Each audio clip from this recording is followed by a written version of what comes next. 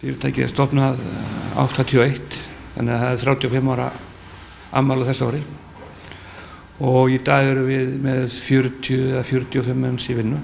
Svona svolítið mismunandi eftir árstíma. Mest er náttúrulega á svona sumrin og fram á haust. En þetta er svona sú stærð sem hentar okkur vel í dag. Og getur sagt mér aðeins bara hvernig reksturinn er og hvað þið eru að gera? Já, við náttúrulega erum fyrst og fremst að þjónusta skipin, eða skipaflotan og frystihúsin og allt því fylgir. Við erum ekki mikið í nýsmíði reyndar.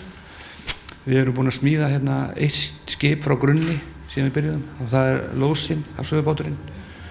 En við erum aðalega bara svona í þjónustu og í viðgerðum og svona hluta kannski að endurbyggja.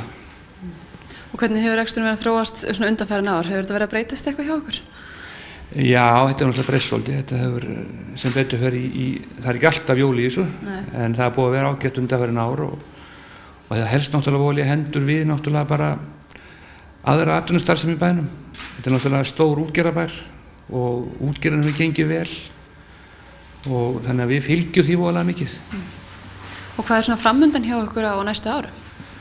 Það sem er að framundan það er bara, við erum endurbyggja náttúrulega mikið, við erum byggja ný hús, við erum búin að vera að taka þetta hús náttúrulega í gegn frá grunni raunverulega. Þetta hús sem við stöndum í dag er nýtt, við erum að byggja fyrir ofan okkur og við erum búin að sækja viðbóta lóð til að geta byggt annað hús rétt fyrir ofan.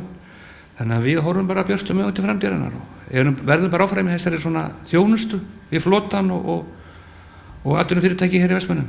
Og hverja finnst þið vera kannski svona helstu áskoranir bara fyrir samfélagið í Vestmanni? Já, helstu áskoranir, það er náttúrulega bara að við fáum að halda því sem við erum besti í dag. Það sé ekki vera að tæta mikið í þessu kerfi.